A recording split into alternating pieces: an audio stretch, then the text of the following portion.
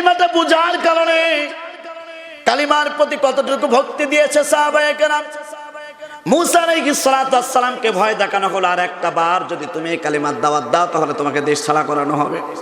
মুসলমানদের চরিত্র থেকে, ইতিহাস থেকে আমরা শিক্ষা নেই, বিশ্ব নবীজির কালিমা পছন্দ হলে তার রিয়াক্ট কেমন হবে, তার ভালো লাগাটা কেমন হবে। বিশ্ব নবীজির একজন সাহাবা নাম হচ্ছে আব্দুল উজ্জা। চাচার কাছে লালিত পালিত, ছোট্টবেলা থেকে নাম হচ্ছে তার আব্দুল উজ্জা। চাচা তাকে বড় লোক করে দিয়েছে, এমন কিছু দরকার নাই তার বাকি আছে, সব কিছু দিয়েছে চাচা।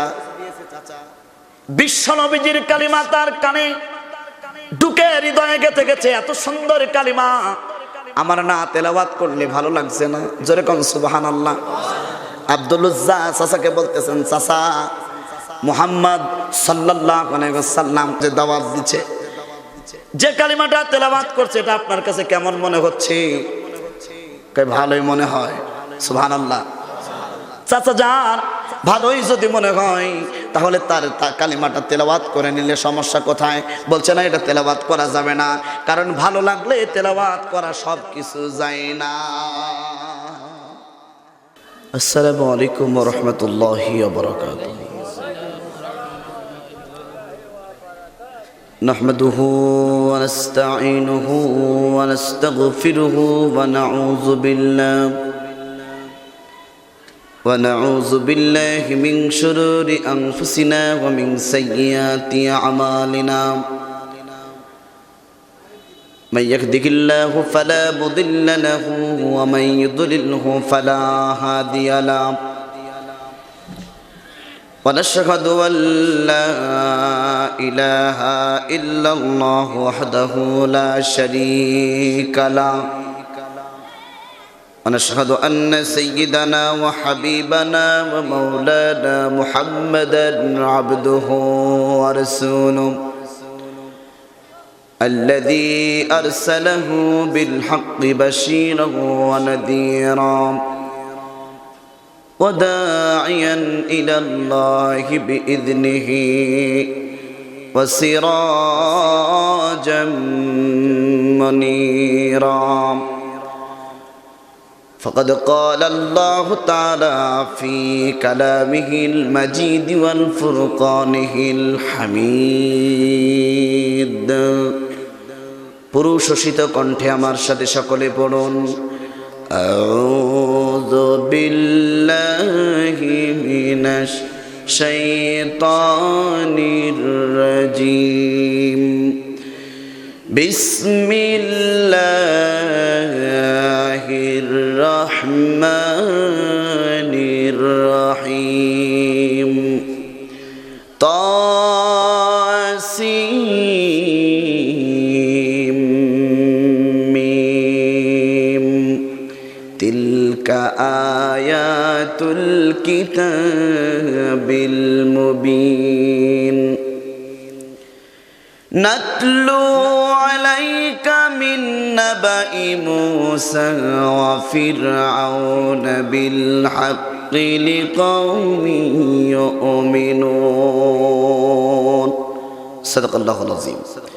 ওয়া ক্বালা তাআলা ফি শানি হাবিবিহি ইন্নাল্লাহা ওয়া মালাইকাতাহু يصلون على النبي يا أيها الذين آمنوا صلوا عليه وسلموا تسليما. বাংলাদেশের প্রান্ত হতে সালাম জানাই হে রাসূল, হে রাসূল। বাংলাদেশের প্রান্ত হতে সালাম জানাই হে রাসূল, হে রাসূল।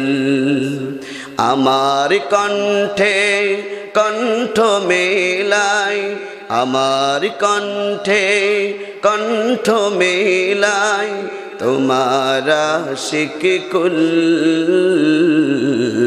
তোমার আশিক কুল হে রাসূল বাংলাদেশের প্রান্ত হতে সালাম জানাই হে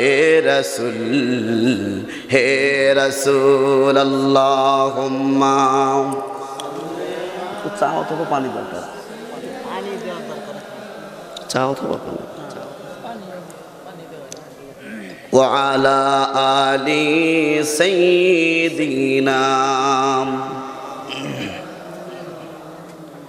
তোমায় ছাড়া অন্য কোন নেতা মানি না তোমার জন্যে সয়ে যাব সকল বেদনা সেই শপথ নিতে আমরা শপথ নিতে আমরা এই মাঠে মশগুল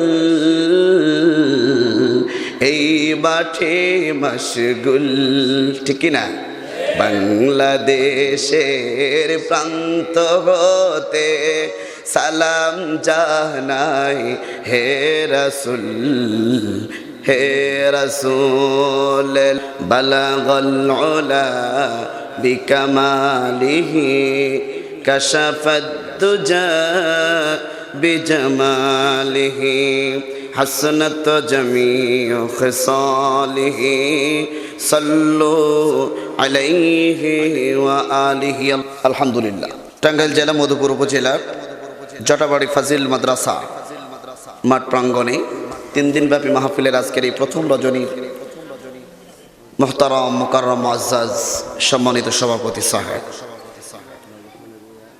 বিশিষ্ট ইসলামী চিন্তাবিদ মুফাসসিরে কোরআন জনাব হযরত মাওলানা মুহাম্মদ রফিকুল ইসলাম সাহেব, অধ্যক্ষ জটাবাড়ি অত্র মাদ্রাসার সম্মানিত প্রিন্সিপাল সাহেব, উপস্থিত আছেন আজকের মাহফিলের সম্মানিত উলামায়ে কেরাম, উপস্থিত সম্মানিত দ্বীনি কাফেলা সহযোদ্ধা যুবক ভাইরা, অত্র এলাকার আগত অনাগত আমার সামনে উপস্থিত হাজার হাজার লক্ষ লক্ষ মানুষের ভিতর থেকে ছাঁটাই করে বাছাই করে আল্লাহর পছন্দনীয় কিছু বান্দাদেরকে উপস্থিত করেছেন। পর্দার অন্তরে অবস্থানত বসা আছেন মা বোনেরা, সকলকে জানাচ্ছি হৃদয়ের অন্তরস্থল থেকে আন্তরিক মোবারকবাদ অভিনন্দন। আমার হৃদয় থেকে আন্তরিক জানাচ্ছি আবারও হৃদয় থেকে আন্তরিক সালাম। আসসালামু আলাইকুম ওয়া রাহমাতুল্লাহি তাআলা ওয়া বারাকাতুহু। আসুন আমরা আল্লাহর দরবারে শুকরিয়া আদায় করি যে রব্বুল আলামিন আমাদেরকে আজকের মাহফিলে উপস্থিত হওয়ার তৌফিক দিয়েছেন। কে দিয়েছেন? দুটি হাত তুলে বলেন কে, চিৎকার করে বলুন কে। বিশ্বাস করুন আল্লাহ তাআলার নাম নিলে রোগ মুক্ত হওয়া যায়। বলুন আল্লাহু আকবার। আল্লাহর দরবারে শুকরিয়া আদায় করি যিনি আমাদেরকে এই এলাকার হাজার হাজার মানবের ভিতর থেকে ছাঁটাই করেছেন, বাছাই করেছেন, তারপর কোরআনের মাহফিলে উপস্থিত করেছেন। খুশি হয়েছেন না বেজার? খুশি হয়ে বলুন তো আলহামদুলিল্লাহ। আর একটু জোরে, আরো আছে জোরে কোন আলহামদুলিল্লাহ। লাখো কোটি দরুদ ও সালাম জানাচ্ছি আখিরি নামদার তাজেদের মদিনা, বিশিষ্ট রাজনীতিবিদ, রাষ্ট্রনায়ক, আখিরি নামদার তাজেদের মদিনা, আমাদের নবী, সকলের নবী, নবীদের নবী, বিশ্বনবী, বিশ্বনেতা মুহাম্মদ রাসূলুল্লাহ সাল্লাল্লাহু আলাইহি ওয়াসাল্লাম। সম্মানিত মধুপুর এলাকাবাসী, কেমন আছেন আপনারা? আমি আপনাদের মাঝে যে কথাগুলো বলবো মূলত কোরআন থেকেই বলবো ইনশাআল্লাহ। শুনবেন তো? কোরআনের বাইরে যদি হয় আমরা শোনার চিন্তা ভাবনাও করব না, কিন্তু কোরআনে যা আছে আমি বলবোই ইনশাআল্লাহ। বলুন না ইনশাআল্লাহ। আমি সর্বপ্রথম আপনাদের মাঝে বলতে চাই মূলত আমরা এখানে আলোচনা করব কোরআন থেকে, নাকি বলেন? নাকি কোনো মানুষের বানানো কথা? মানুষের এখানে আমরা কোনো দলকে নামাতেও আসি নাই, কোনো দলকে তুলতেও আসি নাই। আমরা এসেছি মূলত কোরআন থেকে, কোরআনের কথা বলতে এসেছি, বলবই। আপনারা যদি উৎসাহ দেন হুজুর বলে যান, আমার পিছনে আছি। আসলে আমরা কোনো মানুষের উৎসাহে আলোচনা করি না। আপনারা যদি উৎসাহ নাও দেন তবু আমি কোরআনের কথা বলবো। পৃথিবীর কোনো মানুষ তো দূরের কথা, মানুষের যত ক্ষমতা আছে সব ক্ষমতা যদি আমার উপরে চাপ করে তবু আমি কোরআনের কথা বলবো। আল্লাহু আকবার। আপনারা আমার সাথে থাকবেন তো? কারা কারা থাকবেন দুটি হাত তুলে আল্লাহকে দেখান তো। লিল্লাহি তাকবীর, আরো জোরে লিল্লাহি তাকবীর। ইনশাআল্লাহ দেখা যাবে। আল্লাহ রাব্বুল আলামিন কোরআনের কথা সুন্দরভাবে উপস্থাপনা করার তৌফিক যদি আমাকে দেয় তাহলে বলতে পারবো, তাছাড়া কি সম্ভব? আসলে যেখানে বসে আছি এই জমিনের মালিককে, আমরা বসে আছি আমাদের মালিককে, এই দুনিয়ার মালিককে, বাংলাদেশের ক্ষমতার মালিককে। মানুষ যদিও মনে করছে এখন আমার, কিন্তু মানুষের ক্ষমতা নাই, সমস্ত ক্ষমতার উৎস কে? জোরে বলেন। মনে হয় কোনো ভয় লাগছে? সমস্ত ক্ষমতার মালিককে জোরে কর। আজকে যদি কোনো মানুষ বলে সমস্ত ক্ষমতার উৎস, সেই ব্যক্তি কাফের হয়ে যাবে। হতে পারে সে হাসিনার দলে অথবা খালেদার দলে হোক, আমার তাতে কোনো আসা যায় না। ক্ষমতা, সমস্ত ক্ষমতার মালিককে।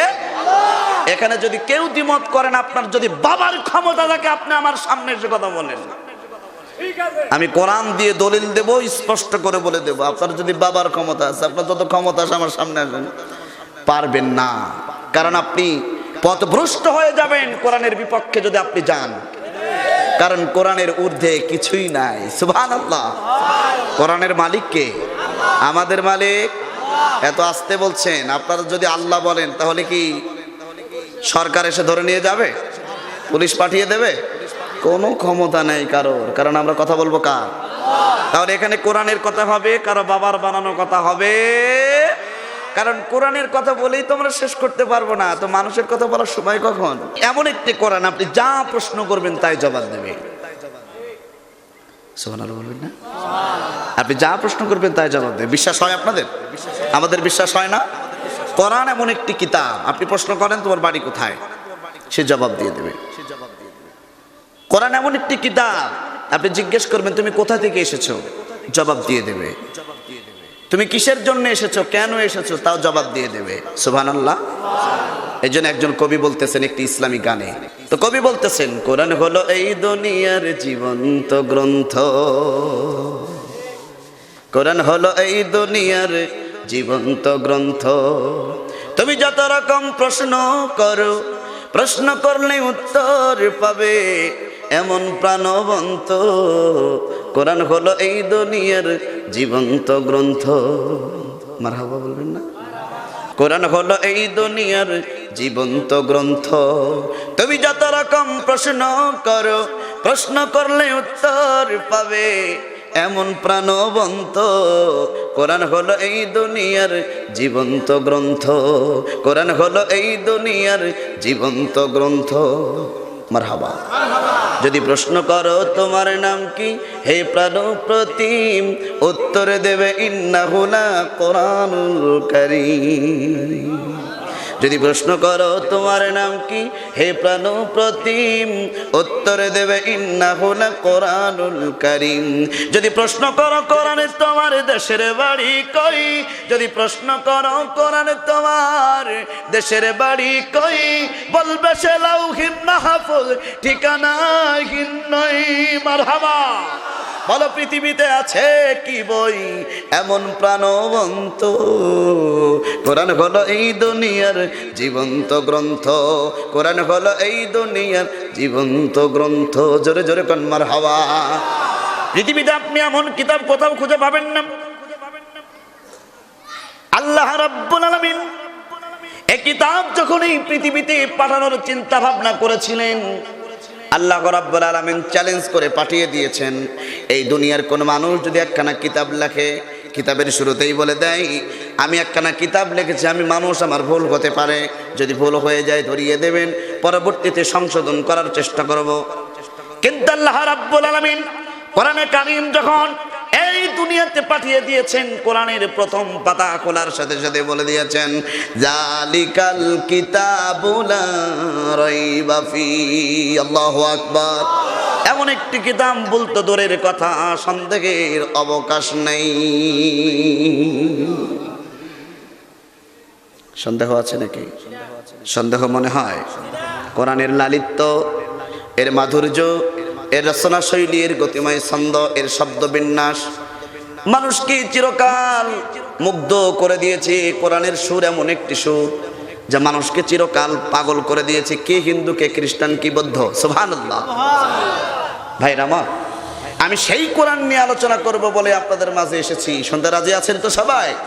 আমি আপনাদের মাঝে তেলাওয়াত করেছি সূরা আল কাসাসের 3টা আয়াত। ত সিন মিম, এই অক্ষরগুলো হচ্ছে হুরুফুল মুকাত্তাত। এর অর্থ আল্লাহ তাআলা ছাড়া পৃথিবীর কোনো মানুষ জানেন না। কোরআনের এমন কিছু আয়াত আছে, কোরআনের সূরার শুরুতে এমন কিছু আয়াত আছে যে আয়াতের অর্থগুলো আল্লাহ তাআলা নিজের হাতে রেখে দিয়েছেন, কাউকে জানান নাই। এতে মঙ্গল আছে না নেই? আছে। যেমন সূরাতুল বাকারার প্রথম অংশে আছে আলিফ লাম মিম। এর অর্থ আলিফ লাম মিম পৃথিবীর কোনো মানুষ জানে?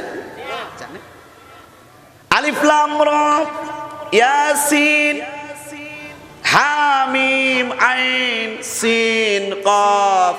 এর অর্থ কি? মহান আল্লাহ তাআলা ছাড়া পৃথিবীর কোনো মানুষ জানেন না। জানেন কে? জোরে বলেন। আল্লাহ তাআলা জানেন। এরপরে বলতেছেন তিলকা আয়াতুল কিতাবিল মুবিন। কোরআনের আয়াতগুলো হচ্ছে সুস্পষ্ট কিতাবের আয়াতের মধ্যে ভুল নাই। আছে? জোরে বলেন আছে? এই হলো দ্বিতীয় নম্বর আয়াত। কোরআনের আয়াতগুলো হচ্ছে স্পষ্ট আয়াত, এর মধ্যে ভুল নাই। আছে কি? কোরআনের সুর মানুষকে পাগল করেছে, কারণ হলো কোরআন পাঠিয়েছে মহান আল্লাহ তাআলা, এমন করে পাঠিয়েছে ভুল তো দূরের কথা, সন্দেহের অবকাশ নাই। কেউ যদি মনে করে কোরআনের ভুল ধরবো, পারবে না। পারবে? পেরেছে কোনোদিন? আল্লাহ রাব্বুল আলামিন চ্যালেঞ্জ করে বলে দিয়েছেন, রাসূল আপনি তেলাওয়াত করবেন কোরআন। যদি কারোর পক্ষে সম্ভব হয় কোরআন ভুল ধরার, আপনি তাদের সাথে চ্যালেঞ্জ করে দেন, ওয়া ইন কুনতুম ফি রাইবিম মিম্মা নাযালনা আলা আবদিনা ফাআতু বিসূরাতিন মিন মিসলিহি। আল্লাহু আকবার। কোরআন তেলাওয়াত শুনলে মুমিনদের ঈমান বেড়ে যাবে। সে আল্লাহু আকবার না বলে পারবে না। আর আপনাদের বের হচ্ছে না, মানে নামই মুমিন, কাজে নাই। ঠিক কি না? আপনাদের গ্রামে আছে না? নাম মুমিন, কাজের বেলায় নেই। নামই হলো ইমানদার। আমার এক বোনের নাম মুমিন, তখন সে নামাজ পড়তো না। আমি জিজ্ঞেস করতাম, কি ব্যাপার দুলা ভাই, আপনি নামাজ পড়েন না কেন? বসে, মানুষ নামাজ পড়ে মুমিন হবার জন্য, আর আমার নামই মুমিন। আছে না? আল্লাহ রহমতে আমার দুলা ভাই নামাজ পড়ে। বক্তার দুলা ভাই যদি নামাজ না পড়ে চলবে তো? বন্ধুগণ আমার, ভাইরা আমার, রাসূল কারীম সাল্লাল্লাহু আলাইহি ওয়াসাল্লাম কোরআন তেলাওয়াত করতেছেন মরুভূমির মধ্যে। গভীর রজনীতে জিনেরা যাচ্ছিলেন। বিশ্বনবীর মুখ থেকে কোরআন তেলাওয়াত শুনে তারা থমকে দাঁড়িয়ে গেলেন। যে জিনদের বয়স, কারোর বয়স 1500 বছর বয়স, কারোর বয়স 2000 বছর বয়স, নবীর মুখে কোরআন তেলাওয়াত শোনার সাথে সাথে দাঁড়িয়ে গেলেন। জোরে বলেন সুবহানাল্লাহ। নবীর মুখে তেলাওয়াত কেমন লাগবে? তেলাওয়াত ভালো লাগে না খারাপ লাগে? বিশ্ব নবীজি তেলাওয়াত করতেছেন। আমাদের বাংলাদেশের কারীরা আহমদ বিন ইউসুফ আল হাজারী সাহেব যখন তেলাওয়াত করে, আল্লাহু আকবার মনে হয় যেন এখন আসমান থেকে নাজিল হচ্ছে। আল্লাহু আকবার। বিশ্ব নবীজি যদি তেলাওয়াত করে কেমন লাগবে? আমি সেদিকের দিকে যাব। জিনেরা থমকে দাঁড়িয়ে গেলেন কোরআন তেলাওয়াত শোনার জন্য। দাঁড়িয়ে গিয়ে স্পষ্টভাবে কোরআন তেলাওয়াত শুনলেন। কোকিল কণ্ঠে কোরআন তেলাওয়াত শুনছে। বিশ্বাস করুন, সুন্দর হবে না কেন? তেলাওয়াত করছেন তিনি, জিনার উপরে কোরআন নাজির হয়েছে। বিশ্বনবীজির মতো কণ্ঠ জীবনে কোনোদিন আসে নাই, এখনো নাই, কোনোদিন আসবেও। বিশ্বনবীজির মতো সুন্দর মানুষ এই পৃথিবীতে কোনোদিন ছিল না, এখনো নাই, ভবিষ্যতে আসবেও না। সেই নবীজি তেলাওয়াত করতেছেন। জিনেরা যাদের বয়স 2000 বছর বয়স, তিনারা বলতেছেন, ইন্না সামি'না কুরআনান আজাবা। আজকে আশ্চর্য ধরনের কিতাব শুনলাম, এর পূর্বে কোনোদিন আমরা এই তেলাওয়াত শুনি নাই। বিশ্ব নবীর কাছে গিয়ে তারা কালেমা পড়ে নিল, আশহাদু আল্লাহ ইলাহা ইল্লাল্লাহু ওয়াহদাহু লা শারীকা লাহু ওয়া আশহাদু আন্না মুহাম্মাদান আবদুহু ওয়া রাসূলুহু। কার দিয়ে বলেন আল্লাহু আকবার। বিশ্বনবী তেলাওয়াত করতেছেন, তেলাওয়াত করলে মূলত ঈমানদারদের ঈমান বাড়ে। সে মানুষ যদি হয় তবুও তার ভালো লাগবে, মুসলমান যদি নাও হয়। সুবহানাল্লাহ। বিশ্বনবীজি যখন তেলাওয়াত করতেন কাফেরেরা চারি সাইডে দাঁড়িয়ে যেত মসজিদে নববীর কোরআন তেলাওয়াত শোনার জন্য। বিশ্বনবীজি তেলাওয়াত করতেন, চারি সাইডে কাফেররা দাঁড়িয়ে যেত, তেলাওয়াত শুনতেছেন, বিশ্বনবীজি তেলাওয়াত করতেছেন। ফজর আযানের সময় হয়ে গেল, কাফেররা টের পায় নাই ফজর আযানের সময় হয়ে গেল। তাহলে তেলাওয়াত কি মনোযোগ দিয়ে শুনতেছিলেন। আর আজকে আমাদের এখানে কোরআনের মাহফিল হচ্ছে, এর চাইতে বেশি মানুষ দেখেন আড্ডা দিচ্ছে ওখানে। আমরা শুধু নামে মুসলমান, কামে নাই, ঠিক কি না? বন্ধুগণ আমার, ভাইরা, কখন ফজরের সময় হয়ে গেল টের পেল না। আবু জেহেল বলতেছে, এভাবে তোমরা কোরআন তেলাওয়াত কেন শুনতে এসেছো? এখন ভালো লাগার জিনিস শুনবেই এমন কিছু মানুষ আছে না নেই? যতই বাধা বিপত্তি করা হোক না কেন কোরআন শুনবেই। প্রেসিডেন্ট নিষেধ করে দিল কোরআন শুনবে না। আগামীকালের ঘটনাটা কি হবে না হবে, আগামীকালে ঘটবে বুঝতে পারবে না কেউ। প্রেসিডেন্ট অর্ডার করলো, কেউ শুনতে আসবে না। কিন্তু তারা সকলেই মনে মনে চিন্তা করছে, এক একজনের ইচ্ছা এরকম। জানা ঘটনা আবার বলছে, কারণ ইমানের আলোচনা যত শুনবেন ইমান তত বৃদ্ধি পাবে। সুবহানাল্লাহ। আবু জাহেল বলতেছে, আজকে আমি অর্ডার করেছি, তারা কেউ আসবে না, আমি একা একা শুনবো। সুবহানাল্লাহ। আবু লাহাব মনে মনে চিন্তা করতেছে, প্রেসিডেন্ট যেহেতু অর্ডার করেছে সে আসবে না, আর বাকি জনেরা ভয়ে আসবে না, আজকে আমি নির্ভয় শুনবো। কারা বলছে? কাফেরেরা। কারা? আজকে কাফেরেরা কোরআন তেলাওয়াত শুনে পাগল হয়ে যায়। আর মুসলমান মুনাফিকের কিছু বাচ্চা আছে, কোরআনের মাহফিল যেখানে হবে 130 সেখানে জারি করার চেষ্টা করে। আছে তো মুসলমান মুনাফিক ইসলামের যা ক্ষতি করছে বর্তমান, কাফেরেরাও এত ক্ষতি করে না। অবশ্যই আপনাদের টাঙ্গাইলে মনে হয় এই ধরনের মুনাফিক নাই, সব আমার মেহেরপুর আছে না। আপনাদের কথা বলি তো আর আমি মারি খাবো না, আমি তো ছোট মানুষ, একটা মারলে আমার আর জায়গা নাই। ভাইরা আমার, বাবাজিরা আমার, গতকালকের মতো আবার শুরু হয়ে গেল। যাদের নিষেধ করেছিল তারা তো এসেছে, যে নিষেধ করেছে সে আগে এসেছে। সুবহানাল্লাহ। সবাই দাঁড়িয়ে গেল, চার সাইডে দাঁড়িয়ে গেল কোরআন তেলাওয়াত শোনার জন্য। কেউ কাউকে দেখতে পায় না, অন্ধকার, দেখবে কিভাবে? ঠিক ফজরে আজানের সময় যখন হয়ে গেল, তখন আবার গতকালকের মতো এই গায়ে ধাক্কা, মাথায় ধাক্কা, গায়ে গায়ে ঠেকে গেল। আবু জেহেল বলতেছে, তোমাদেরকে নিষেধ করেছিলাম গতকাল আসতে, গতকাল নিষেধ করেছিলাম আজকে কোরআন তেলাওয়াত শুনতে আসবে না, আজকে কেন আসলে? আবু লাহাব বলতেছে, মাতবাড়ি সব জায়গায় চলে না, তুমি নিষেধ করলা, তুমি কেন আসলা সেটা আগে বলো।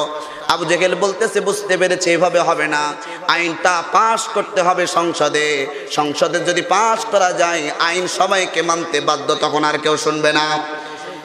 একটু ভালো করে বোঝার চেষ্টা করুন ভাই, নিরপেক্ষ দৃষ্টিতে আমি কিন্তু আওয়ামী লীগকে নাড়ছি না, আমি কিন্তু বিএনপি কেউ নাড়ছি না, জামাত জাতীয় পার্টি কাউকে নাড়তেছি না। যেহেতু সামনে ইলেকশন, কাউকে নেড়ে কথা বলবো না। কিন্তু কারো যদি গায়ে বেঁধে যায়, আমার কিন্তু দোষ নেই, ঠিক তো? কোরআনের কথা যদি আপনার দলের বিপক্ষে যায়, আমি হুজুরের কিচ্ছু নেই। যদি ভুল হয়ে যায়, ক্ষমা চেয়ে কোরআনের কাছে এগিয়ে আসুন, সম্মান আপনার বাড়িয়ে দেবে আল্লাহ।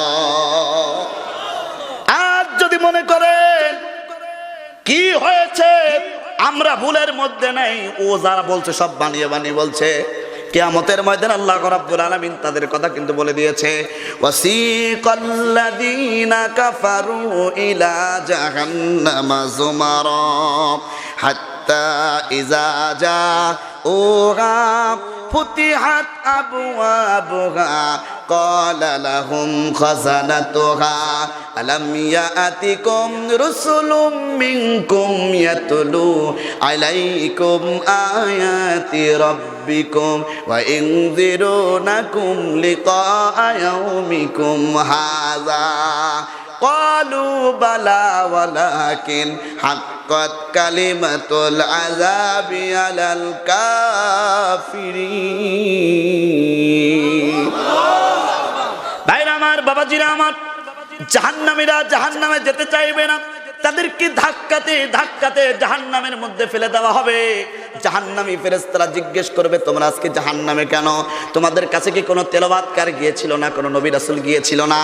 তোমার কাছে কি নবীর উত্তরসূরি গিয়েছিল না? তোমার কাছে কি আলেম ওলামা জীবনে যায় নাই যারা কোরআনের কথা বলেছে? তখন তারা বলবে, হ্যাঁ, আমাদের মাঝে কোরআন তেলাওয়াতকারী ছিল, হয়তো নবী এবং রাসূল ছিল না, কিন্তু আলেম ওলামা ছিল, তারা কোরআনের কথা বলতো, কিন্তু আমরা মনে করতাম হুজুরেরা এটা বানিয়ে বানিয়ে বলতেছে, আমরা বিশ্বাস করতাম না। এই কারণে আজকে আমরা এই আযাবী জাহান্নামের তলদেশে একেবারে জাহান্নামের মধ্যে লিপিবদ্ধ করে দেওয়া হয়েছে, আমরা এটা মানতাম না। কোন উপায় থাকবে না সেদিনকে। একজন আইন পাশ করে দিল, আবু জেহেল পাশ করে দিল সংসদে আইন। আবু জেহেলের কথাটা কোরআন আল্লাহ রাব্বুল আলামিন সুন্দরভাবে লিপিবদ্ধ করে দিয়েছে, যেহেতু তিলকা আয়াতুল কিতাবিল মুবিন, কোরআন হচ্ছে সুস্পষ্ট কিতাবের আয়াত, একটা কথাও এড়িয়ে যাবে না। সুবহানাল্লাহ বলবেন না? আবু জেহেল আইন পাশ করলো, সে আইনের কথাটা আল্লাহ রাব্বুল আলামিন কোরআনে তুলে দিল। وقال الذين كفروا لا تسمعوا لهذا القرآن وقال الذين كفروا لا تسمعوا لهذا القرآن والغوا فيه لعلكم تغلبون। আল্লাহ রাব্বুল আলামিন আবু জেহেলের কথাটা রেকর্ড করে দিয়েছে, ভালো করে শোনার চেষ্টা করুন, রাগ করলে কিন্তু খবর আছে, ঠিক তো? আল্লাহ রাব্বুল আলামিন কথা রেকর্ড করে দিল। আবু জেহেল বলল, মুহাম্মদ যেখানে কোরআন তেলাওয়াত করবে, যেখানে মুহাম্মাদের দলেরা কোরআন তেলাওয়াত করবে, মুহাম্মাদের সাহাবারা কোরআন তেলাওয়াত করবে, মুহাম্মাদের উম্মতেরা কোরআন তেলাওয়াত করবে, অর্থাৎ যেখানে কোরআনের কথা হবে ওই জায়গায় হট্টগোল বাঁধাও, গ্যাঞ্জাম বাঁধাও, যাতে করে কোরআনের মাহফিল না হয় সেই ব্যবস্থাটা করে দাও। আমাদের বাংলাদেশি ভাষায় হলো 144 ধারা। কথা কন, কোরআনের মাহফিল 144 ধারা হয় না? না হয়? এত আসতে বলছেন কেন? জানেন না? এগুলো জানা ঘটনা। আপনারা চিৎকার দিয়ে বলেন কোনো সমস্যা নাই, বাতিলের বাবার ক্ষমতা নাই কিছু বলার। কোরআন থেকে বলছি, পারলে তোর বাবার ক্ষমতা হলে ঠেকা। কোরআন থেকে কথা বলছি। আজকে যারা কোরআনের মাহফিলে 100% জারি করবে, ও যে দলের বাচ্চা হোক না কেন, বিশ্বাস করুন আবু জেহেলের দাঁত ছাড়া কিছু নয়।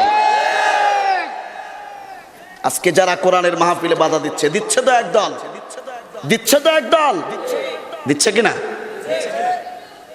18টা প্রোগ্রাম বন্ধ হয়ে আজকে আমার প্রোগ্রাম শুরু হলো। 18টা প্রোগ্রাম বন্ধ হয়েছে, আজকে আমার 19টা প্রোগ্রামের দিন আজকে প্রথম শুরু। আমার মতো এতটুকু বক্তার মাহফিল যদি বন্ধ হয়, আব্দুল্লাহ আলামিন ভাইকে কিছুদিন আগে অ্যারেস্ট করা হয়েছে, দোষ তার একটা, কোরআনের হক কথা বলা। নবীর উত্তর সরে হলে এমন তো খাওয়াই লাগবে, কোনো ভয় নাই। পিছনে তাকানোর সময় আমাদের নাই, আমাদের পিছনে তাকানোর সময় নাই, আমাদের এখন সামনের দিকে অগ্রসর হতে হবে। কথা কন ঠিক কিনা? আবু জেহেল ওই কথাটা বলল, যেখানে কোরআনের কথা হবে সেখানে হট্টগোল বাঁধাও। এই কথার জন্মদাতাকে আজকেও যারা কোরআনের মাহফিলে বাধা দেবে, অবশ্যই তারা ওই জাতের জাত বাংলাদেশে আছে না নাই? আবু জেহেলের কথা আল্লাহ রাব্বুল আলামিন কোরআনে কারিমে কি কারণে বললেন সেই কথার জবাব আল্লাহ তাআলা দিয়েছে ওই কাফেরদের জন্য যাদের কথাটা কোরআন আল্লাহ রাব্বুল আলামিন রেকর্ড করে দিয়েছে।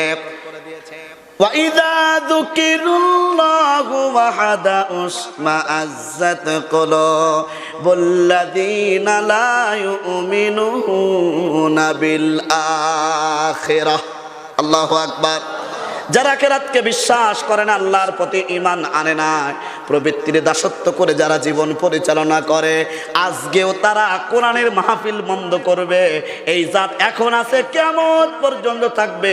এই কারণে রব্বুল আলামিন কোরআনে এই কথাটা রেকর্ড করে দিয়েছে। তার মানে আবু জেহেল চলে গেছে, আবু জেহেলের নাতিপুতি আছে না নাই? জোরে কান জোরে কান জোরে কান। ও যে দলেরই হক আছে না নাই? যদি থাকে তাহলে ওই দল করা যাবে না। এবার আমার খবর খারাপ, দলের বিপক্ষে কথা বলেছে যে দলের বিপক্ষে তো কথা বলবোই, যেই দল চুরি করা শেখায় সেই দলের বিপক্ষে তো কথা বলবোই। প্রতিবাদ করবে তারা যারা ওই চোর মার্কা লোক, চোরের দলে আছে। মুনাফিকের বাচ্চা মুনাফিক আছে না নাই? বন্ধুগণ আমার, ভাইরা আমার, 144 দ্বারা জারি করে দিল। মুহাম্মদ যদি কোরআন তেলাওয়াত করে 144 দ্বারা ওর খবর আছে, ভয় লাগিয়ে দিল। আল্লাহ রাব্বুল আলামিন সে কথা কোরআনুল কারিমে বলে দিয়েছে। আমি কি কোরআন ছাড়া কথা বলছি? আবু জেহেল ভয় লাগিয়ে দিল, খবর আছে। এটা ভয় কি ভয় না? হুজুর তুমি যদি আর একটু বেশি কথা বলো তাহলে তোমার খবর আছে। আছে তো, ভালো করে একটু মিলাবেন, বাস্তবতার সাথে একটু মিলিয়ে দেখবেন। আল্লাহ রাব্বুল আলামিন কোরআনে কারিমে বলতেছেন, ওয়ালা নাবলুওয়ান্নাকুম বিশাইইম মিনাল খাউফি ওয়াল জু' ওয়া নাকসিম মিনাল আমওয়ালি ওয়াল আনফুসি ওয়াস সামারাত ওয়া বাশশিরিস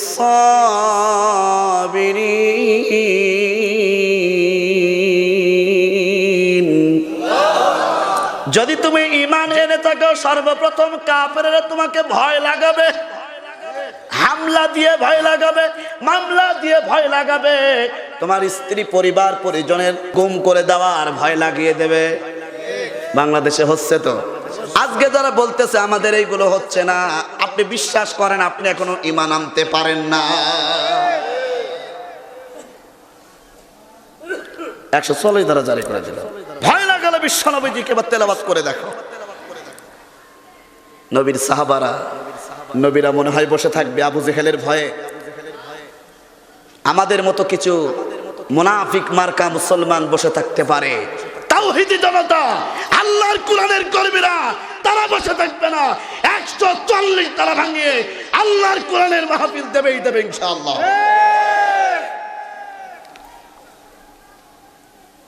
হচ্ছেও তো। এই যে আপনারা দিয়েছেন, বাংলাদেশে অধিকাংশ জায়গাতে কোরআনের মাহফিল বন্ধ, অথচ আপনারা কোরআনের মাহফিল দিয়েছেন। বিশ্বাস করুন আপনারা ওই সাহাবাদের দলের একজন।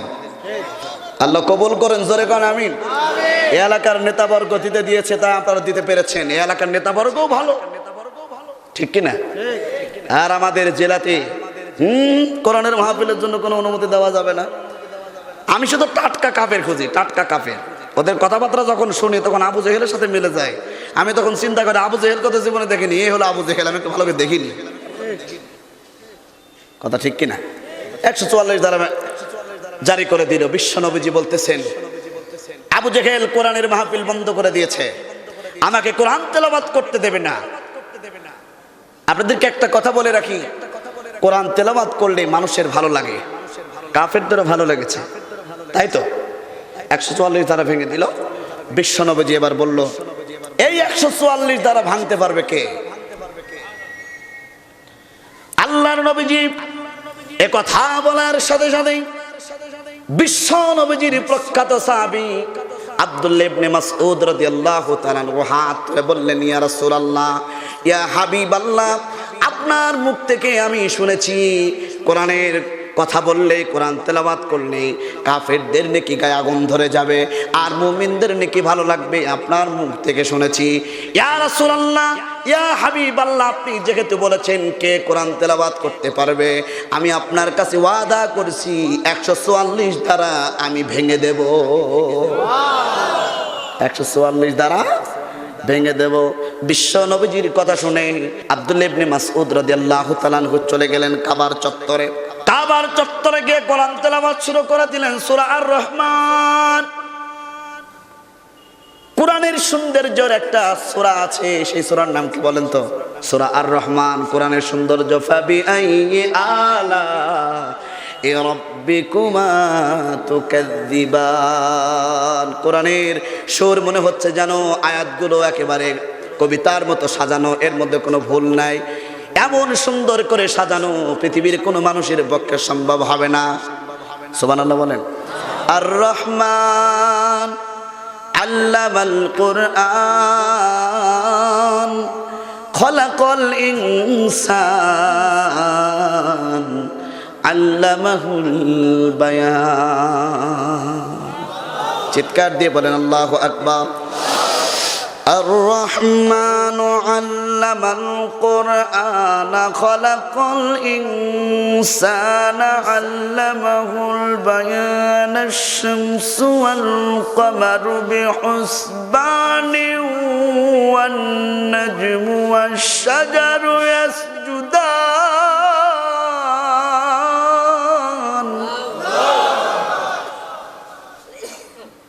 আমরা যতগুলো মানুষ এখানে আছি, প্রত্যেকটা মানুষ যদি কোরআন তেলাওয়াত করেন এক এক কণ্ঠে দিকে এক এক সুর ভেসে চলে আসবে।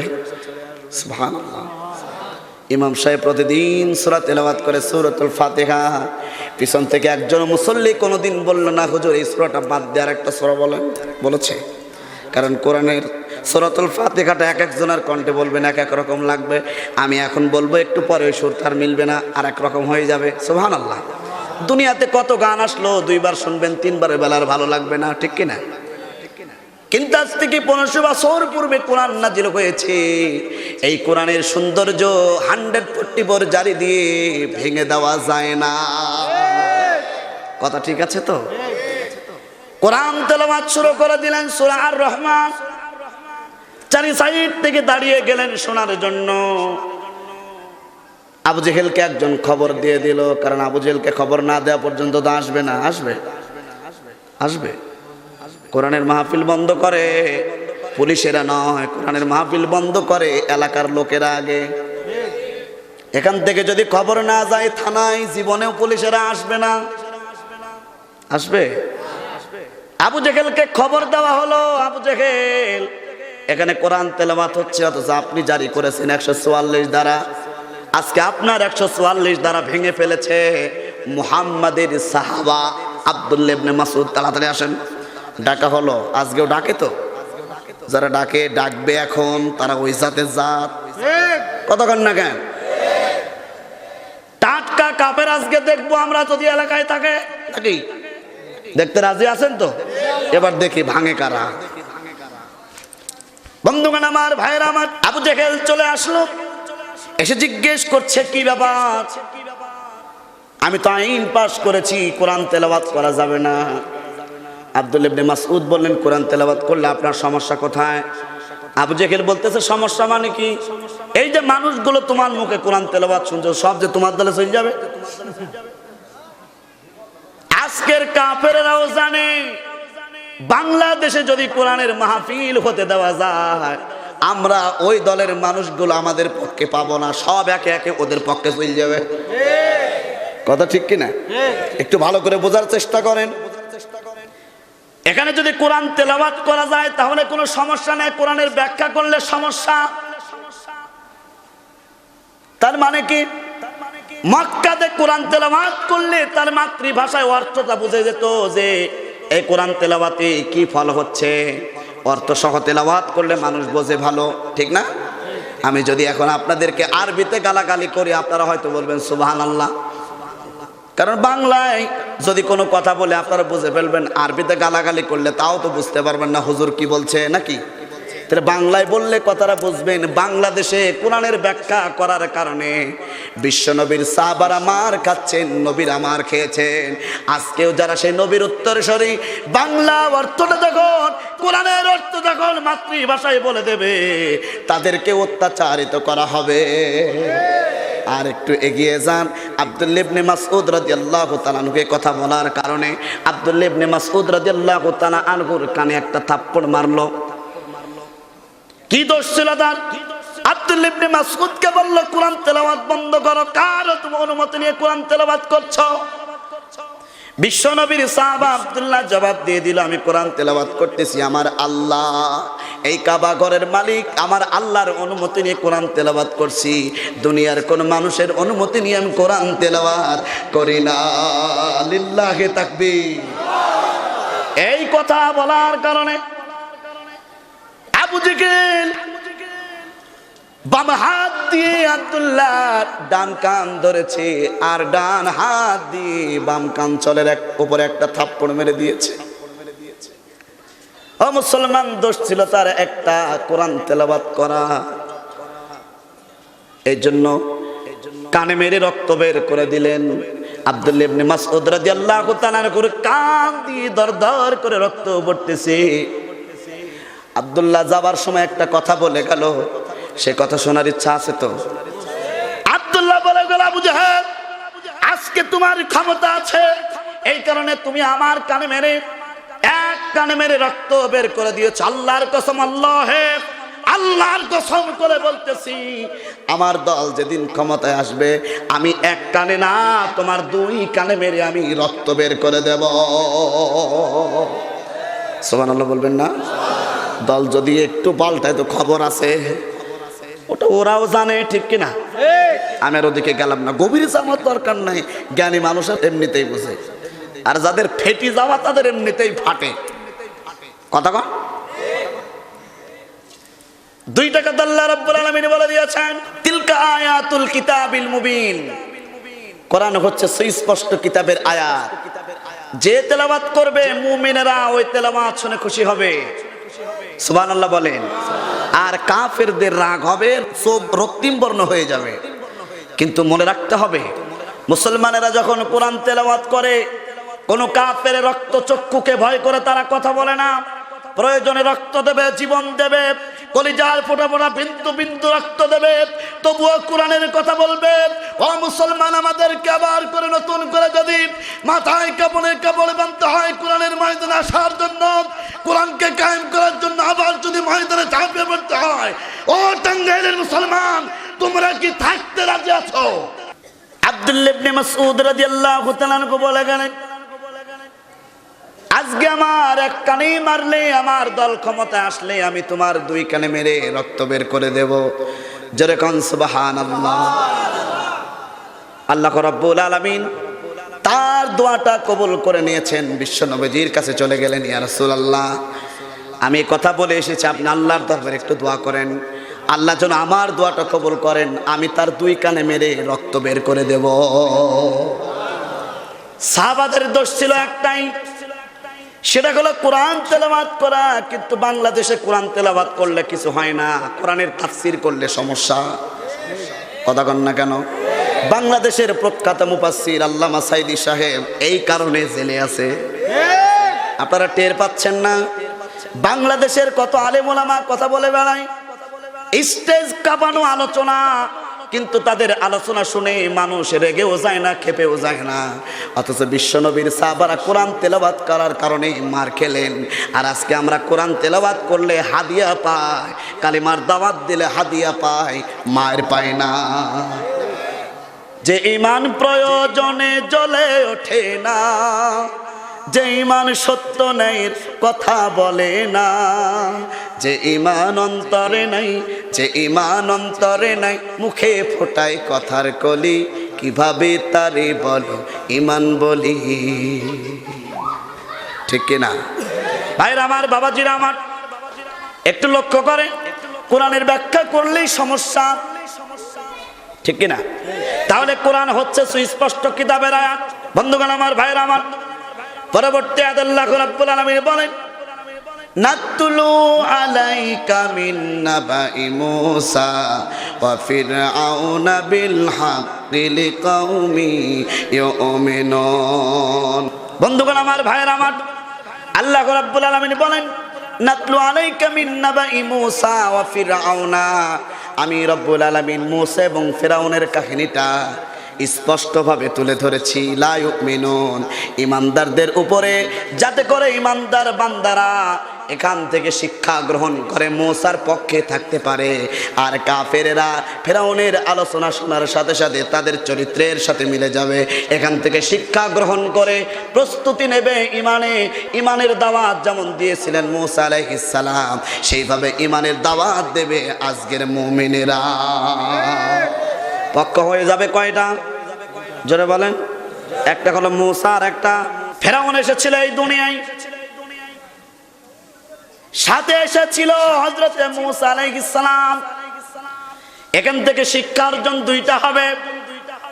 তখনও কিন্তু মুসা আলাইহিস সালাম দাওয়াত দেওয়ার কারণে তার বাধা এসেছিল, নাকি আসে নাই?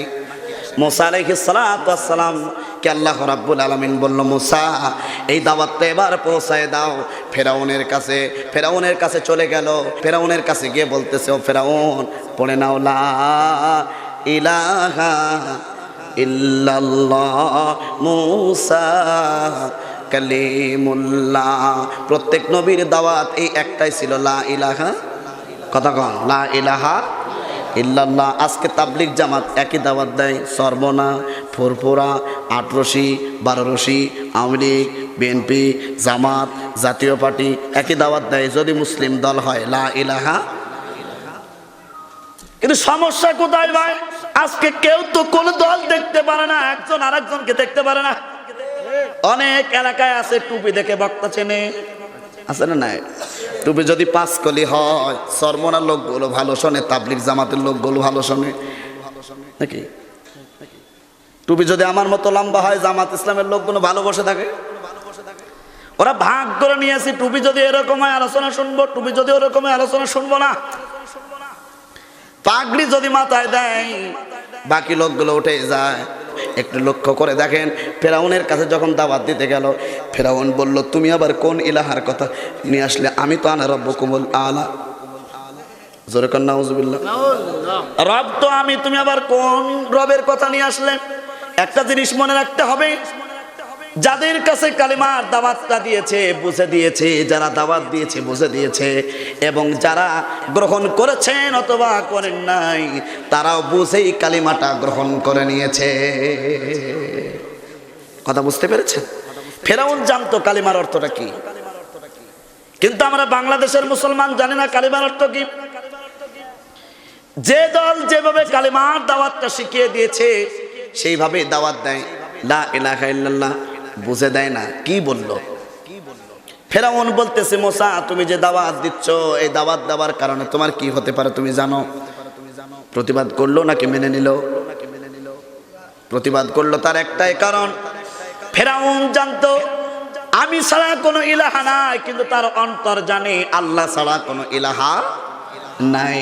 ও যেই মুহূর্তে এই কথাটা বলেছিল, আমি ছাড়া কোনো ইলাহা নাই, সেই মুহূর্তে মুসা এবং তার দলবল ছাড়া ওই দেশে আর কোনো শিক্ষিত মানুষ ছিল না।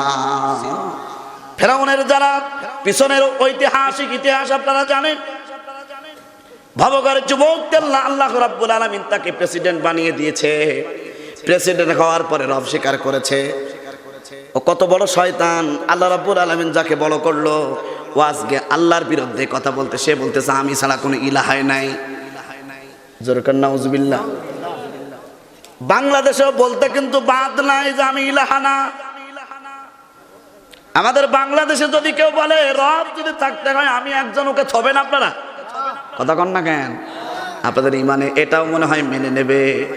কারণ বাংলাদেশে যেই ব্যক্তি বলতে পারে সমস্ত ক্ষমতার মালিক জনগণ, এই কথা বলার পরে মানুষ প্রতিবাদ করে না, আর প্রতিবাদ না করাটাই ওই বক্তব্যে সমর্থন করেছেন বলে প্রমাণিত হয়ে গিয়েছে। সমস্ত ক্ষমতার মালিক কে? যারা বলছে জনগণ, এরা কখনো মুসলমান থাকলো? কুলিল্লাহুম্মা মালিকাল মুলকি তুতিল মুলকা মান তাশা। গোটা মুলুকের মালিক কে? আসতে বলবেন না, গোটা মুলুকের মালিক কে? আল্লাহ। আল্লাহ রাব্বুল আলামিন মুসাকে বলল তুমি দাওয়াত দাও। মুসা আলাইহিস সালাম দাওয়াত দিলেন। যেই ভাষায় ওই ভাষাটা ফেরাউন জানে, কারণ ফেরাউনের ভাষা ছিল কি ভাষা? আরবি ভাষা। জোরে বলেন কি ভাষা? মুসা আলাইহিস সালাম দাওয়াত দিচ্ছেন কোন ভাষায়? আজকে আমাদের মাতৃভাষা কি? জোরে বলেন বাংলা। তাহলে আমরা দাওয়াত দিচ্ছি বাংলায় না আরবিতে?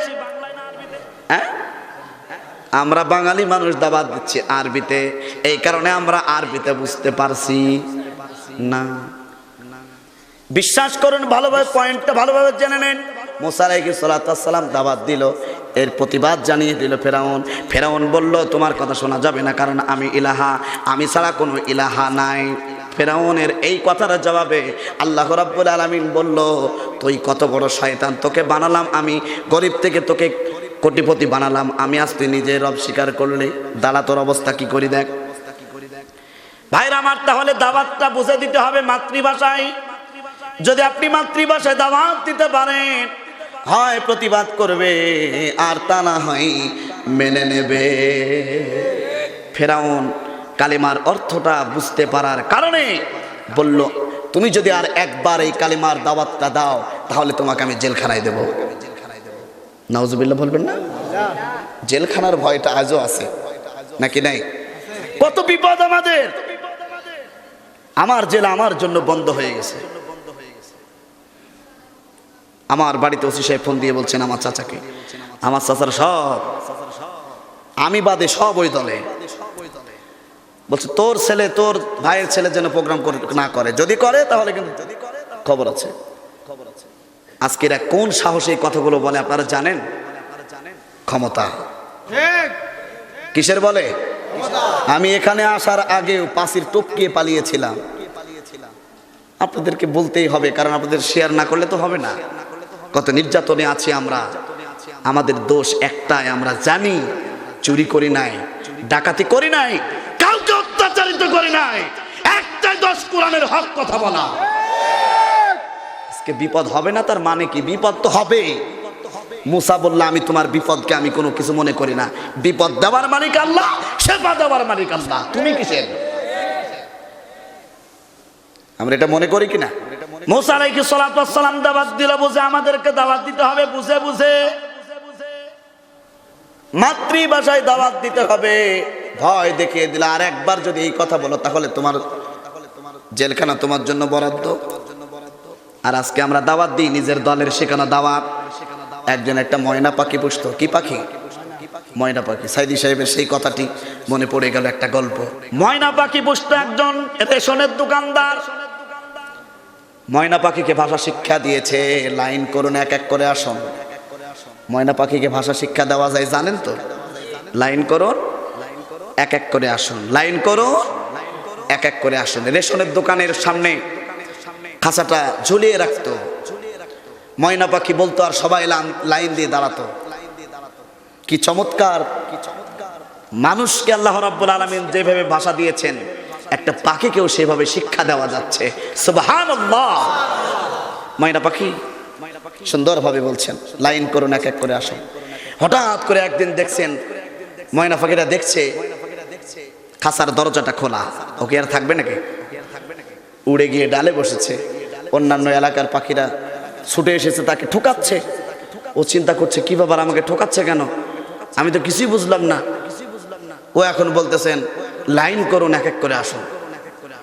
এখন ময়না পাখি তো শালিকের মতো দেখতে না, কাকের মতোও দেখতে না, একটা ভিন্ন ধরনের একটা পাখি। তাকে দেখে সবাই যখন ঠোকানো শুরু করেছে তখন সে বলছে লাইন করো আর এক এক করে আসুন। এমনিতেই যেভাবে ঠুকাচ্ছে ও টের পাচ্ছে, ও আমার কথা শুনে যদি ওরা এক এক করে আসে অবস্থাটা কি হবে?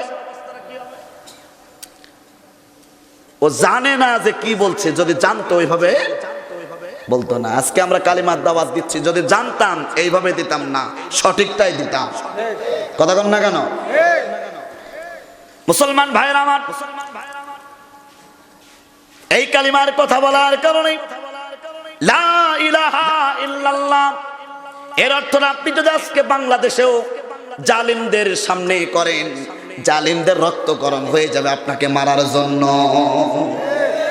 কারণ এই কালিমার অর্থ এমন একটি কালিমা, লা ইলাহা ইল্লাল্লাহ, আল্লাহ ছাড়া কারো আইন মানা যাবে না। জোরে কোন সুবহানাল্লাহ। এই কথা বলার কারণে আপনাকে জেল খাটতে হতে পারে, এই কথা বলার কারণে আপনাকে রিমান্ডে নিতে হতে পারে, আপনি এই কথা বলার কারণে অত্যাচারিত হতে পারেন, তবুও মুসলমান বলতেই হবে। যে চুপ করে থাকবে মনে করতে হবে সে ইমানদার হতে পারে। মুসলমান বন্ধুগণ, ভয় দেখানো হলো যে আমি তোমাকে জেলখানায় দেব। মুসা আলাইহিস সালাম কি বলল? জেলখানায় দিবে দিবে, আমি তাতেই রাজি, তবু মাথা নত করতে রাজি না। জোরে কোন সুবহানাল্লাহ। ইতিহাসের দিকে যদি একটু লক্ষ্য করা যায়, এই কালিমাটা বুঝার কারণে কালিমার প্রতি কতটুকু ভক্তি দিয়েছে সাহাবায়ে কেরাম। মুসা আলাইহিস সালাতু ওয়াস সালামকে ভয় দেখানো হলো, আর একটা বার যদি তুমি এই কালিমার দাওয়াত দাও তাহলে তোমাকে দেশ ছাড়া করানো হবে। মুসলমানদের চরিত্র থেকে, ইতিহাস থেকে আমরা শিক্ষা নেই, বিশ্ব নবীজির কালিমা পছন্দ হলে তার রিয়াক্ট কেমন হবে, তার ভালো লাগাটা কেমন হবে। বিশ্ব নবীজির একজন সাহাবা নাম হচ্ছে আব্দুল উজ্জা। চাচার কাছে লালিত পালিত, ছোট্টবেলা থেকে নাম হচ্ছে তার আব্দুল উজ্জা। চাচা তাকে বড় লোক করে দিয়েছে, এমন কিছু দরকার নাই তার বাকি আছে, সব কিছু দিয়েছে চাচা। বিশ্ব নবীজির কালিমা তার কানে ঢুকে হৃদয়ে গেঁথে গেছে। এত সুন্দর কালিমা আমার না তেলাওয়াত করলে ভালো লাগছে না। জোরে কোন সুবহানাল্লাহ। আব্দুল উজ্জা চাচাকে বলতেছেন, চাচা মুহাম্মদ সাল্লাল্লাহু আলাইহি ওয়াসাল্লাম যে দাওয়াত দিচ্ছে, যে কালিমাটা তেলাওয়াত করছে, এটা আপনার কাছে কেমন মনে হচ্ছে? ভালোই মনে হয়। সুবহানাল্লাহ। চাচা যান, ভালোই যদি মনে হয় তাহলে তার কালিমাটা তেলাওয়াত করে নিলে সমস্যা কোথায়? বলছে না, এটা তেলাওয়াত করা যাবে না, কারণ ভালো লাগলে তেলাওয়াত করা সব কিছু যায় না। আব্দুল উজ্জা বললেন, চাচা আমি মনে করেছিলাম আপনি কালিমা পড়ার পরে তারপর আমি কালিমা পড়ব। আপনি যখন এখন কালিমা পড়তেই চাচ্ছেন না, আপনাকে উপস্থিত রেখে আমি পড়ে নিলাম লা ইলাহা ইল্লাল্লাহু মুহাম্মাদুর রাসূলুল্লাহ। সকলে বলুন সাল্লাল্লাহু আলাইহি ওয়াসাল্লাম। মুসলমানে কেরাম, আব্দুল উজ্জা কালিমা তেলাওয়াত করে নিলেন, কালিমা পড়ে নিলেন। চাচা বলতেছে, তোমার কালিমা পড়ার কারণে তোমার কি হতে পারে তুমি জানো নাকি? আব্দুল উজ্জা বললেন, কি হবে? চাচা বলতেছে, তোমাকে যা যা দিয়েছে সব আমাকে ফিরিয়ে দিতে হবে। চাচার কথার জবাবে যা কিছু ছিল, উট দুম্বা যা ছিল সব দিয়ে দিল। চাচা আপনার যা দেওয়া সব কিছু আপনাকে ফিরিয়ে দিলাম, এবার আমি চলে গেলাম মুহাম্মদ রাসূলুল্লাহ সাল্লাল্লাহু আলাইহি ওয়াসাল্লামের দরবারে। চাচা বলছে, আব্দুল্লাহ সব কিছু যখন দিয়ে দিলে, তোমার গায়ে যে পোশাকটা আছে সেটাও আমার দেওয়া, তোমার পরনে যে লুঙ্গি আছে, তোমার গায়ে যে পোশাকটা আছে সেটাও আমার দেওয়া। মুহাম্মাদের কালিমা যদি পড়তে হয় তাহলে সেগুলো দিতে হবে। কত বড় শয়তান আপনি চিন্তা করেন। আব্দুল্লাহ নবীর কালিমা এত পাগল হয়ে গিয়েছিল, এত পাগলের মতো হয়ে গিয়েছিল যে গায়ে কোন পোশাক আছে এটা ওর দেওয়া, আমি খুলে দেব না, পরে দেবো, এরকম মন মানসিকতা তার ছিল না। চাচা আপনি যখন আপনার পোশাক আমার গায়ে আছে, কালিমার জন্য আমি এটাও দিতে রাজি আছি, বিশ্ব নবীজির কালিমা ছাড়তে রাজি না। আব্দুল্লাহ এই অবস্থায় চলে গেল মায়ের কাছে। মায়ের কাছে যাবার পরে বলতেছে, মা গো আমি আপনার সন্তান, আপনার কাছে এসেছি। বলছে, বাবা। মায়ের অবস্থায় দেখে উলঙ্গ সন্তানকে দেখার আগে দুটি হাত চোখের উপরে দিয়েছি আর বলতেছে, বাবা তোমার এই কষ্ট আমার সহ্য হচ্ছে না, তুমি এটা কি করছো? বলছে, মা আমি মুহাম্মাদের কালিমা গ্রহণ করেছি। মা বলতেছে, কি চাও আমার কাছে? বলতেছে, মা কিচ্ছু চাই না, এক টুকরা কাপড় দাও, কম্বল দাও, আমার শরীরটা একটু ঢেকে মুহাম্মদ সাল্লাল্লাহু আলাইহি ওয়াসাল্লামের দরবারে যাব, আমার সতরটা একটু ঢাকবো, আমাকে এক টুকরা কাপড় দিয়ে দাও।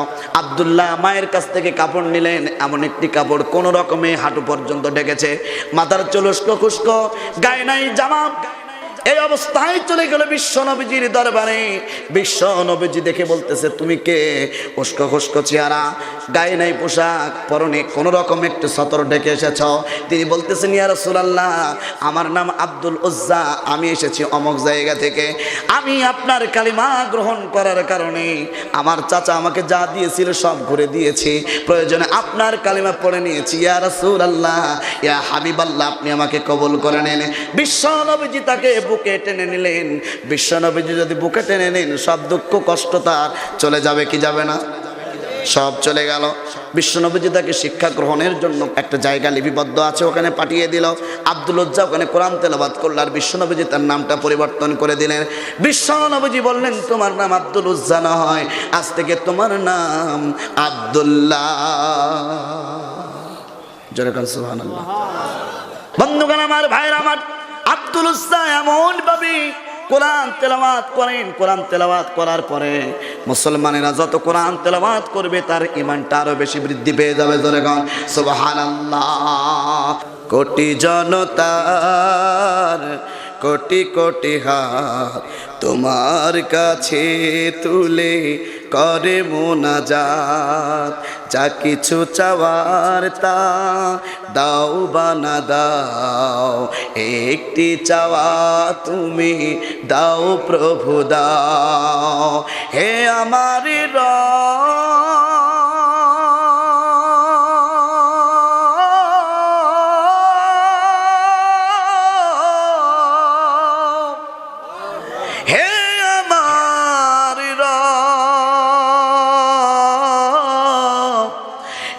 আমার রব,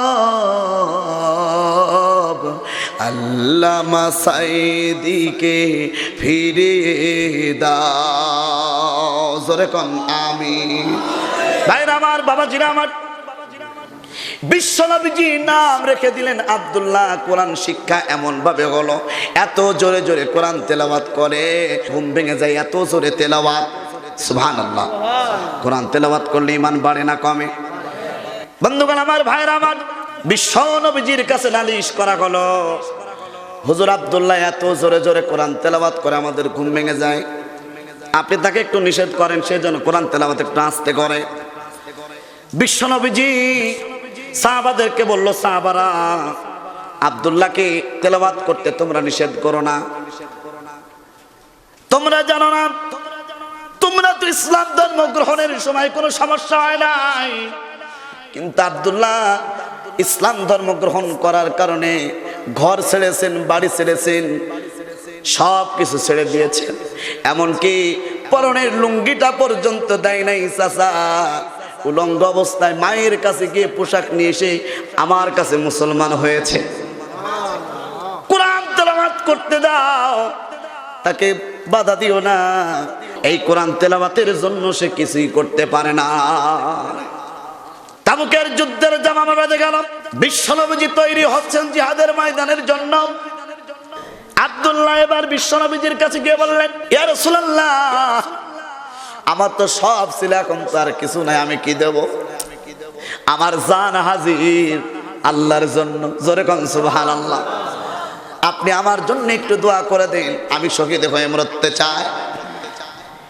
শহীদ এমন একটি জিনিস আপনি বলেছেন, এপারে মৌত ওপারে আল্লাহর জন্য, আল্লাহর সাথে দেখা হয়ে যায়। আপনি আমার জন্য একটু দোয়া করে দেন, কারণ নবীরা যদি দোয়া করেছেন একবার, সেটা কবুল হয়েছে, কোনো সন্দেহ নাই। আপনি আমার জন্য একটু দোয়া করে দিন হুজুর, আমি শহীদ হয়ে মরতে চাই, আমি শহীদের দরজা পেতে চাই। আল্লাহর নবীজি বলতেছেন, একটা গাছের ছাল নিয়ে আসো, বাকল নিয়ে আসো। বাকল নিয়ে আসা হলো, হাতে বেঁধে দিলেন, আর বললেন, রব্বুল আলামিন, আমি আব্দুল্লাহর রক্ত কাফেরদের জন্য হারাম করে দিলাম। কেঁদে জর্জরিত হয়ে গেল, ইয়া রাসূলুল্লাহ, আমি বললাম শহীদ হব, আর আপনি আমার রক্ত কাফেরদের জন্য হারাম করে দিলেন। আমার মনের আশাটা আর পূরণ হলো না। আল্লাহর নবী বললেন, আমি আল্লাহর দরবারে দোয়া করেছি, তোমার মৃত্যুটা যদি এখন জ্বরের ভিতরেও হয়, তুমি শহীদের দরজা পেয়ে যাওয়া। বিশ্বনবী জিহাদের ময়দানে চলে গেলেন। শহীদ মর্যাদাটা এমন, এপারে মৌত ওপারে আল্লাহর সঙ্গে দেখা হয়ে যায়। জোরে জোরে কোন সুবহানাল্লাহ। নবী জিহাদের ময়দানে চলে গেলেন। নবীজি আগেই সংবাদ শুনেছিল আব্দুল্লাহ অসুস্থ হয়ে গিয়েছে। এরপরে বিশ্বনবীজি দেখার সুযোগ পায় নাই তাজা মুখটা। বিশ্বনবীজি শুনতে পেলেন আব্দুল্লাহ দুনিয়া থেকে বিদায় হয়ে গেছে, আর দুনিয়াতে বেঁচে নেই। বিশ্বনবীজি আসলেন বাড়িতে, আসার পরে নিজে হাতে কাফনের ব্যবস্থা করলেন এবং নিজে হাতে দাফনের ব্যবস্থাও করে দেবেন। জোরে কোন সুবহানাল্লাহ। জান্নাত কাহাকে বলে? দুনিয়ায় থাকতে জান্নাতের টিকিট দিয়ে দিয়েছেন আল্লাহ। চিৎকার দিয়ে কোন সুবহানাল্লাহ। রাতের বেলায় দাফনের ব্যবস্থা করা হলো। বাতি নিয়ে টিম টিম করে বাতি ধরে আছেন একজন, কবরের মধ্যে নেমেছেন একজন, আর লাশ ধরে নিয়ে আসছে দুইজন। বাতি যিনি ধরে আছেন উনি আর কেউ নন, হযরতে বেলাল রাদিয়াল্লাহু তাআলা আনহু। কবরের মধ্যে যিনি আছেন উনি দুইজনকে লক্ষ্য করে বলতেছেন, তোমরা তোমাদের ভাইয়ের সাথে আদব করো, বেয়াদবি করো না, সুন্দরভাবে নিয়ে আসো। যিনি নিয়ে আসতেছেন তিনি হলেন উমর আর ওসমান। সুবহানাল্লাহ। আর কবরের মধ্যে নেমে যিনি কবরের ভিতরে লাশ দাফন করবেন তিনি আর কেউ নন, মুহাম্মাদুর রাসূলুল্লাহ সাল্লাল্লাহু আলাইহি ওয়াসাল্লাম। চিৎকার দিয়ে কোন মারহাবা। আব্দুল্লাহ লাশটা নামিয়ে দিল। বিশ্বনবীজি নিজে দাফন করলেন, দাফনের কাজ সম্পন্ন করলেন। মাটি দিয়ে উপরে হাত তুলে দোয়া করলেন, রব্বুল আলামিন, তোমার যে বান্দা দুনিয়া থেকে বিদায় হয়ে গেছে, তোমার বান্দাকে আমি যেভাবে তাকে শিক্ষা দিয়েছি সাহাবায়ে কেরামকে দিয়ে, রব্বুল আলামিন তার প্রতি আমি রাজি ছিলাম, খুশি ছিলাম যতদিন দুনিয়াতে বেঁচে ছিল। আল্লাহ সে তো আর আমার কাছে এখন নাই, তোমার কাছে চলে গেছে। আল্লাহ আমি তোমার কাছে প্রার্থনা জানাই, তুমি তোমার বান্দার প্রতি রাজি এবং খুশি হয়ে যাও। চিৎকার দিয়ে বলেন সুবহানাল্লাহ। বন্ধুগণ, আমার ভাইরা, আমার জন্য আসুন কোরআনের কথা বলি, কোরআনের পথে চলি। আল্লাহ তাআলা জানো আমাদের ঈমান গুলো মুসা এবং অন্যান্য নবীরা যে কালিমার দাওয়াত দিয়েছে সেই ঈমানের উপরে টিকে থাকার তৌফিক দান করুন। সকলে বলেন আমিন। আল্লাহুম্মা আমিন। রব্বানা যালামনা আনফুসানা ওয়া ইল্লাম তাগফির লানা ওয়া তারহামনা লানাকুনান্না মিনাল খাসিরিন। রব্বুল আলামিন জটাবাড়ি ফাজিল ডিগ্রি মাদ্রাসা মাঠ প্রাঙ্গণে এই মধুপুর টাঙ্গাইল জেলা অত্র এলাকা থেকে আগত অনাগত সকল ধর্মপ্রাণ মুসলমানদের উদ্যোগে আজকের এই বিশাল ঐতিহ্যবাহী তাফসীরুল কোরআনুল কারীমের মাহফিলের আল্লাহ তাআলা তুমি তোমার বান্দাদেরকে উপস্থিত করেছো কোরআনের মাহফিলে। রব্বুল আলামিন যিনারা উপস্থিত হয়েছেন, যিনারা হবেন, আল্লাহ তাআলা সকলকেই তুমি কবুল করিয়া নাও। রব্বুল আলামিন এ মাহফিলের ব্যবস্থা যিনারা করেছেন আর শোনার জন্য যারা ছুটে ছুটে এসেছেন দূর দূরান্ত থেকে, আল্লাহ তাআলা সকলকেই তুমি কবুল করিয়া নাও। রব্বুল আলামিন যে মাহফিল উদ্যোগে, যাদের উদ্যোগে আজকের মাহফিল অনুষ্ঠিত হয়েছে, 3 দিন ব্যাপী মাহফিলের আজকের এই প্রথম রজনীর আল্লাহ তাআলা সভাপতি সাহেবকে কবুল করিয়া নাও, আমাদের সকলকেই কবুল করিয়া নাও।